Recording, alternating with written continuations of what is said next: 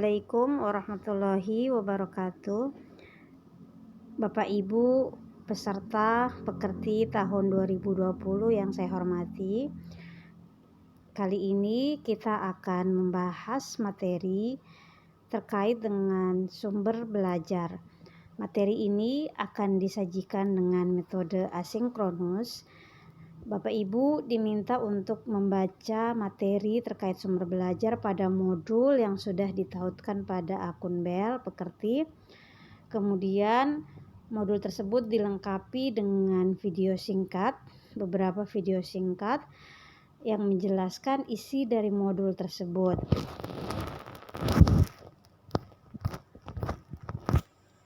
Nah, Bapak Ibu, dalam materi sumber belajar ini kami akan membagi dalam 4 video. Nanti ada 1 video bonus. Video pertama itu terkait apa itu sumber belajar, kemudian ada sumber belajar terbuka, kemudian ada hak cipta. Yang keempat itu ada lisensi. Dalam hal ini kita akan membahas mengenai lisensi dalam sumber belajar terbuka yang paling sering digunakan, yaitu Creative Commons. Dan ada 1 video terkait dengan tutorial penggunaan Mendeley untuk memudahkan Bapak Ibu memahami bagaimana cara menuliskan sitasi yang sudah Bapak Ibu lakukan ke dalam sumber belajar yang Bapak Ibu pakai di kelas Bapak Ibu sekalian. Pertama-tama kita masuk pada apa itu sumber belajar. Nah, ternyata sumber belajar itu adalah amanah dari pasal 41 Undang-Undang Nomor 12 Tahun 2012 tentang Pendidikan Tinggi. Dinyatakan bahwa organisasi penyelenggara perguruan tinggi yang merupakan unit kerja perguruan tinggi yang secara bersama melaksanakan tridharma dan fungsi manajemen sumber daya wajib sebagai penyelenggara sumber belajar.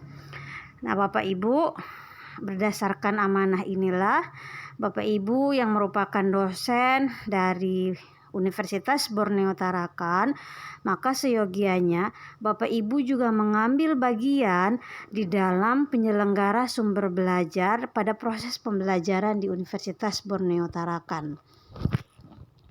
Saya mengutip salah satu pendapat dari Miarso terkait sumber belajar.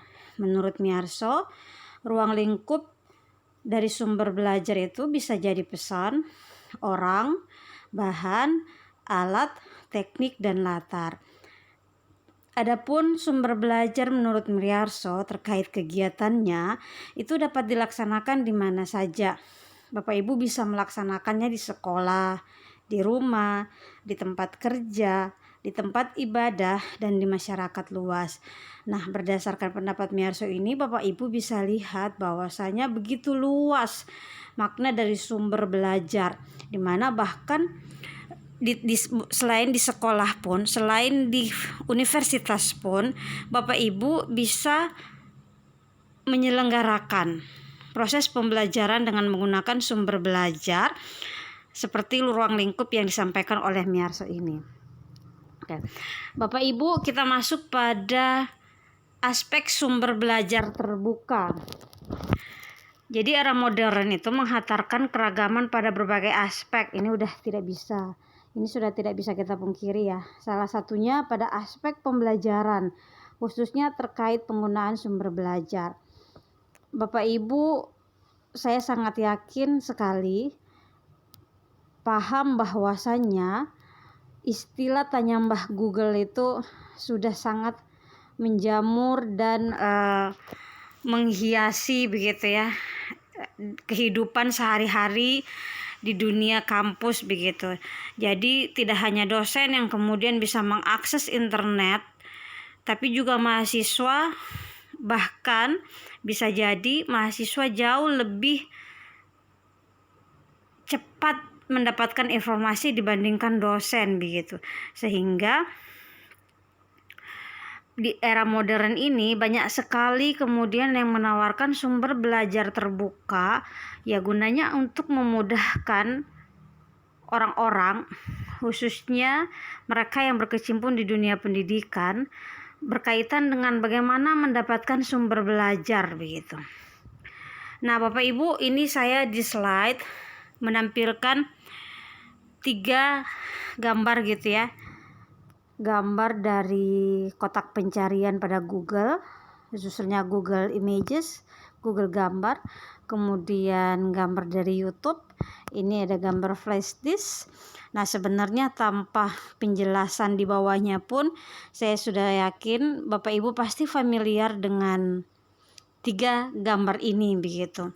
Nah, seringkali mereka yang berkecimpung di dunia pendidikan atau yang kemudian punya andil besar dalam proses pembelajaran menggunakan gambar hasil download pada Google menjadi media pembelajaran yang disajikan di slide presentasi mereka, dan kemudian itu dinikmati oleh mahasiswa atau orang luas begitu ya. Nah, mudah-mudahan Bapak Ibu yang di sini tidak demikian. Kemudian ada juga mereka menggunakan video-video pada YouTube, di-download, ditempelkan pada slide presentasi, dan kemudian disajikan di proses pembelajaran di kelas mereka. Atau kemudian mendownload referensi dari internet, misal buku, artikel jurnal yang diperoleh dari website-website yang tidak resmi, website-website yang legal begitu. Saya yakin banyak sekali kemudian orang-orang yang misal berkecimpung sebagai dosen punya website-website handal gitu ya untuk mengakses sumber belajar itu tanpa tahu apakah itu diperbolehkan atau tidak. Nah, saya berharap dan saya yakin mungkin bukan Bapak Ibu yang ada di sebagai peserta pekerti tahun 2020 ini. Oke. Nah, saya punya ilustrasi ini. Bapak Ibu, ada seseorang yang sepertinya sudah sangat siap untuk bekerja dengan tampilan yang luar biasa, menggunakan dasi, bawa tas eksekutif itu ya, dengan dikelilingi oleh, kita istilahkan itu referensi-referensi yang cukup banyak yang dia dapatkan. Wajahnya menunjukkan bahwa sudah sangat yakin bahwa referensi yang dia gunakan ini mampu mencerdaskan mahasiswanya. Kemudian dia berlari begitu ya, dengan kayaknya sepertinya ancang-ancangnya akan sangat cepat, dan ternyata dia diperhadapkan pada tanda copyright itu, hak cipta. Rupanya bisa jadi gitu ya, bisa jadi selama ini kita menyiapkan referensi gitu ya, referensi yang menurut kita sudah sangat luar biasa yang kita dapatkan dari internet, bermaksud untuk kemudian menyelenggarakan amanah konstitusi, khususnya aspek tujuan negara yaitu mencerdaskan kehidupan bangsa.